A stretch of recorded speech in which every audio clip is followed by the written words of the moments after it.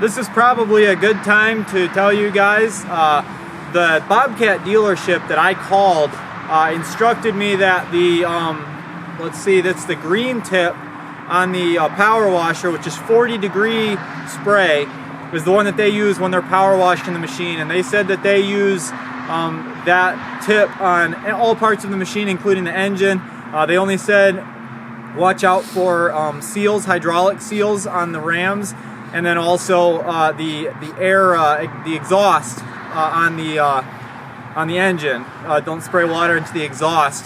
And I will also plug at the same time, this angling tip is really great for getting into crevices and getting under a vehicle. It works great for my truck as well. When I want to clean the salt off the bottom of my truck, I'll just hook this hose up to the inside water like I have it now, and the water comes out a little warmer, which helps it to evaporate.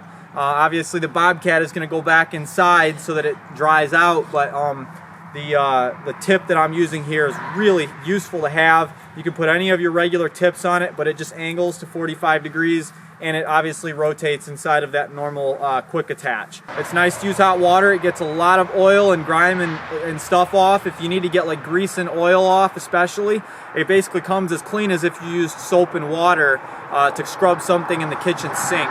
So let's finish up power washing this thing and we'll move on.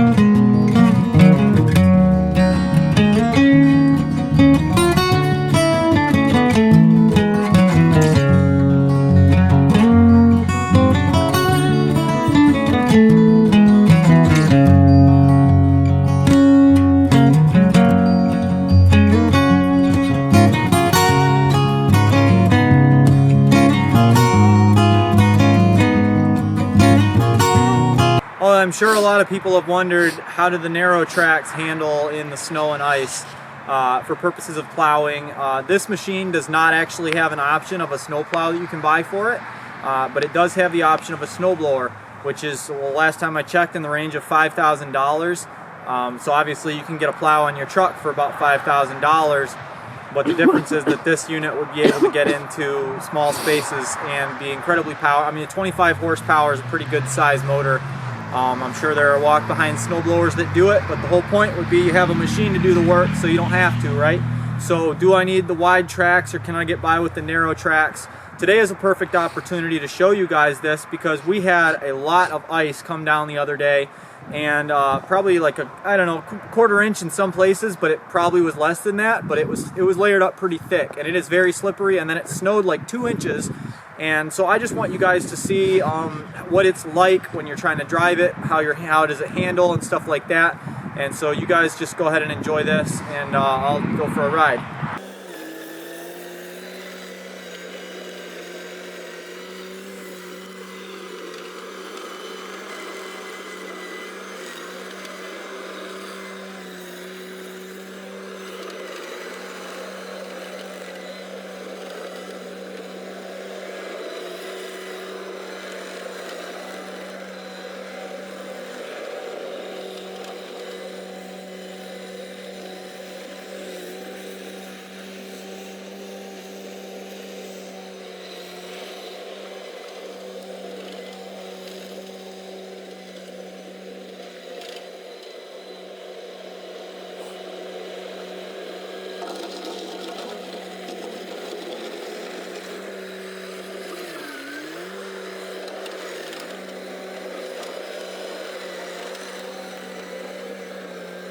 So you can see that the machine seems to handle fairly well. Obviously, with the tracks, it's got lots of ground traction, but in the snow, weight is an issue, like with all machines. And obviously, the heavier that you are for the square inch, the more that you sink. But then the lighter you are per the square inch, the less traction that you'll have on that square inch of traction. So It is a little bit of a trade-off, but I would say that when it comes to actually pushing volumes of snow, I wouldn't really want to be trying to pushing snow with this. I think it actually wouldn't really be able to handle it so well. Probably heavier machines are better, maybe something with even more tracks or wider tracks. I certainly think that if you're going to put like a retrofit snowplow on this, that you're going to want the wide tracks. Now, for my purposes, the narrow tracks have always gotten me out. I've never been stuck. I've never had to use the bucket to push or pull myself out of a jam.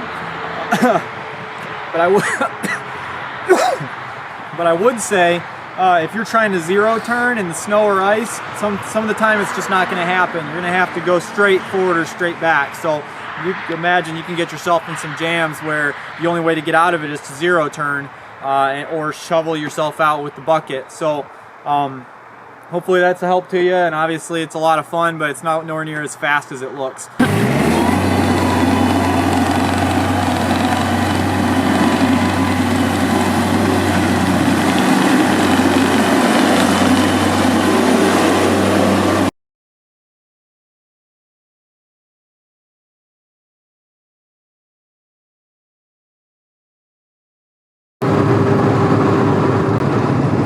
I was really in a hurry, and now I'm out of washer fluid, so I need to get my windshield cleaned off.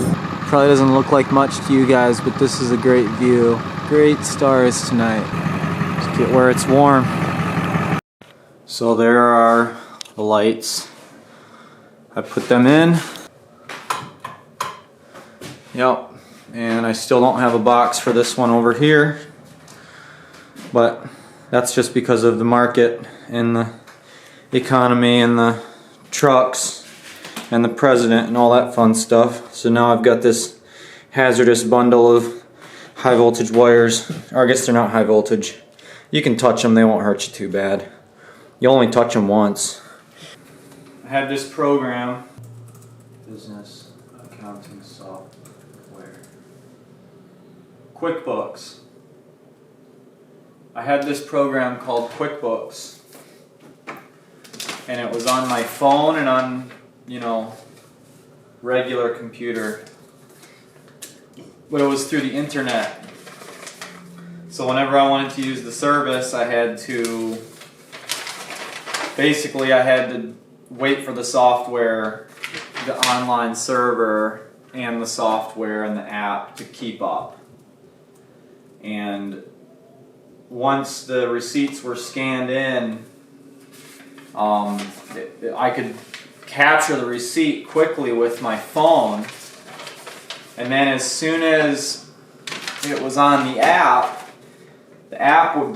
would create a PDF of the receipt. But the problem was that the app did such a terrible job at identifying the receipts that I had to review every single one. And it was taking me longer to review the receipts on the Quickbooks app than it takes me to scan them into the computer, add them to a spreadsheet, and name the file. So I did a test run on a spreadsheet to see how long does it take to do the review process on the Quickbooks app versus manually entering everything by hand. And I discovered that the manual option was far superior. Another problem that I had with Quickbooks was when you wanted to search for a receipt. Let's say I purchased a Milwaukee tool, right? And I need to figure out when I bought it so I know if it's inside warranty. Well, when I do my spreadsheet, I'll just make a note that I bought Milwaukee impact driver or Milwaukee flashlight or Milwaukee batteries, and that way I know, like, any important purchases that I made, there's a specific note on there. Like when I bought a trailer, for example, I'll just type trailer on my spreadsheet, right, and it just does a simple text search throughout the spreadsheet, and it only takes a millisecond to find. On Quickbooks, you could enter in, like, let's say there was a dollar value of a purchase that I knew that I made. So to find that purchase, I would enter the dollar value. Another thing was duplicates. I couldn't, it would suggest duplicates sometimes, but it was very hard to manage the system. and I got frustrated, and I went to the spreadsheet and I used a scanner instead of my phone, because I think the scanner does a better job of holding the paper flat and it captures a better image of the receipts. The QuickBooks, I ended up canceling my subscription, and they kept trying to get me back. You know, they offered payment processing options and all that stuff, but I didn't see the point in buying a product like that was basically super duper top heavy and had all kinds of just weird challenges where you couldn't search. Like, you'd type something in to search it and the database wouldn't come up with what you were searching for, and you had to do like parameters, like, oh, it was searching between this month and that month, and you had to enter dates, and then you had to have exact words, or you had to use the Boolean search term theorems or whatever it's called. It's ridiculous when I could just go on Excel and just punch the information in and have it in there and have no problem searching through it. So that was why I switched over. And my accountant has told me that I have some of the cleanest books that she deals with small business owners. We're a messy bunch. There's lots of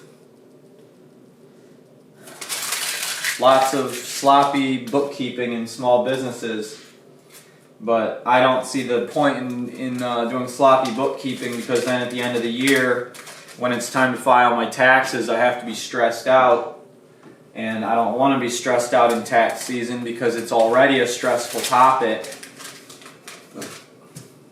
But now that I've been paying my taxes, obviously I'm loanable, that's another thing. Everybody used to tell me, don't file your taxes or don't report income, you know, just do everything cash and then report losses. But I discovered when I went to go get a loan, I contacted the bank to find out, what do I need to get a business loan? And for me to get a business loan, this is not true for all people, okay? Just to be aware of that fact. There are people out there who are able to get business loans from banks with no tax paperwork at all, okay? And it wasn't the bank. It was my racial status that I had to provide that. And the reason I know that is because there are people I know who are not of my racial persuasion, who I know are in this business and were able to get loans without any proof of income whatsoever. So, with that being the standard that I've been held to, I hold myself to this rule of filing exact numbers. And yes, it does hurt a little bit sometimes because I pay quarterly into my taxes.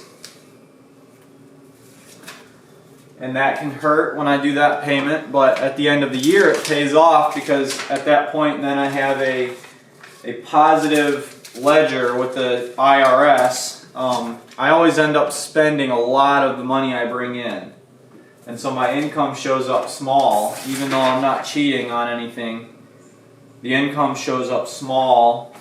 And at this point in time, the government is paying people to have children.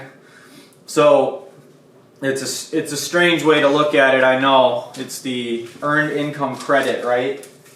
And there have always been tax credits, different things that you do. You can deduct your charitable giving and all that stuff. But as far as an actual tax credit, it's a big tax credit when you have a child, especially a young child. And it just so happens that I have 3 young children, and so I'm basically getting paid by the government, I'm sure it relates to the expenses of raising children or something like that, but it comes across a lot like a welfare check. So I've spent that much money on credit cards and more, and we got a huge return check from Uncle Sam this year, which we did not pay in.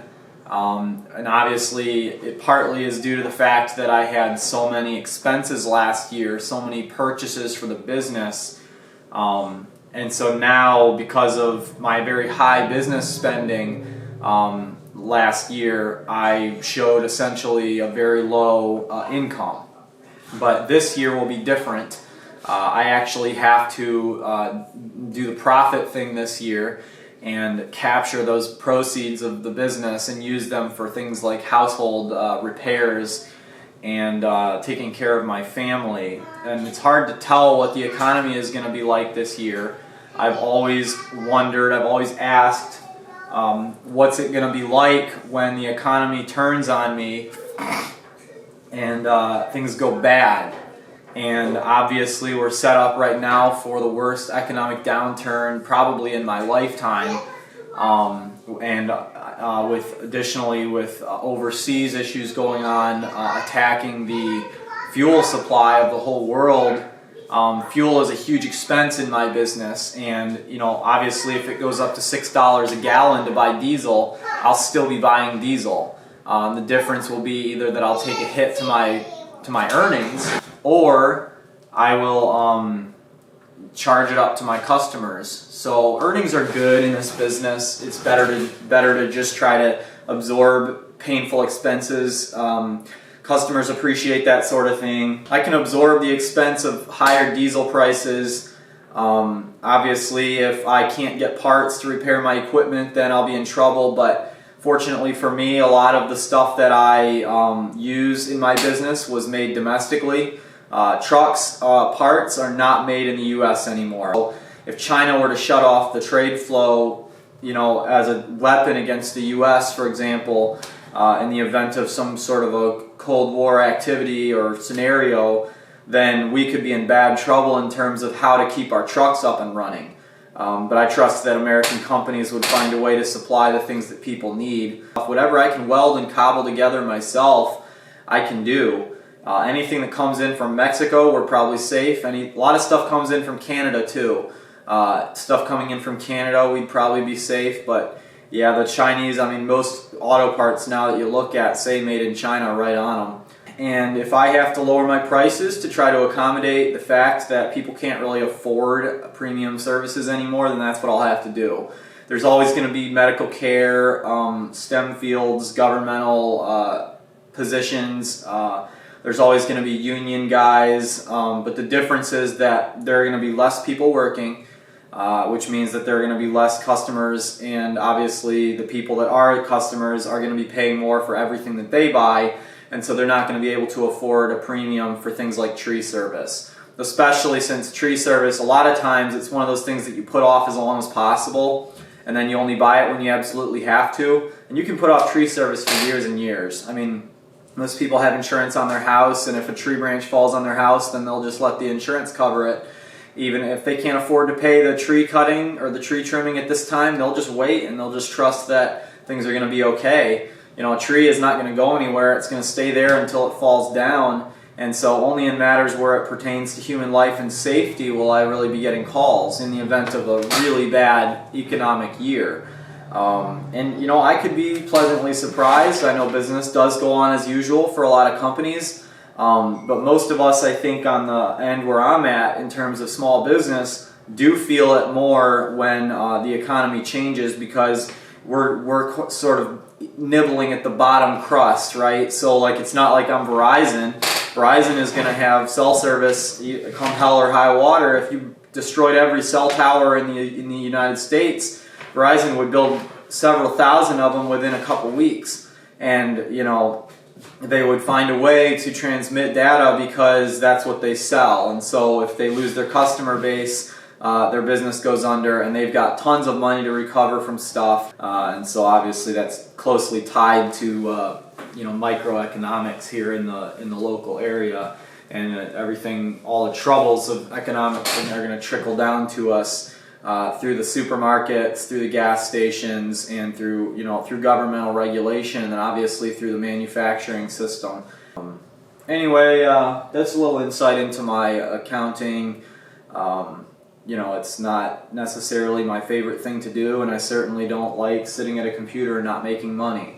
But what I am looking at when I look at this is I'm looking at the improvements that I've made in my business, because most of these things that I buy, I don't just buy and then immediately start to use it. I buy it and then I have to install it, or I buy it and I have to build something with it, or I buy it and I use it to make one of my trucks keep working. And so basically I'll buy a truck part or something and I'll put it on my truck, but that receipt just represents work that I've completed. It represents a customer served that paid the money so I could buy it, and then it represents the time I spent doing the repair. And so when I come in here, I'm looking at my achievements. It's not necessarily expenses that I'm looking at, and obviously every expense that I file in these folders is a tax percentage that I don't have to pay to the federal government or to the state.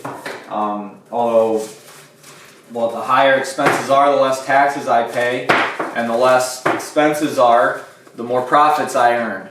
So no matter how you slice it, it's a good thing. It's a good thing to be in business, and I'd rather be doing my own paperwork than working at a company where someone else does the paperwork and I get paid 1/10 of what I earn here, or 1/4 of what I earn working for myself. So we're set up this year to basically be a profit incentive type business, which means I can start actually spending less on the business. I have most of what I need, providing that there's no major incidents. All my trucks are working, all my machinery works as it should. I've done all my maintenance as I should, and the property is ready to be used. And so we're just waiting for customers to start ringing, and we'll start knocking them dead. Have a great day, and good luck out there.